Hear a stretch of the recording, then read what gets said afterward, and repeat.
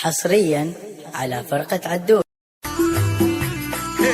ولو مقنا خوشن گامو بخاردن، ولو مقنا خوشن کی گامو بخاردن، مومی داخل سرا نماز خوندن، ولو مق دوست روزن که حصريا على فرقة عدول. عاشق بودن نم زیدی کنیزن، عاشق بودن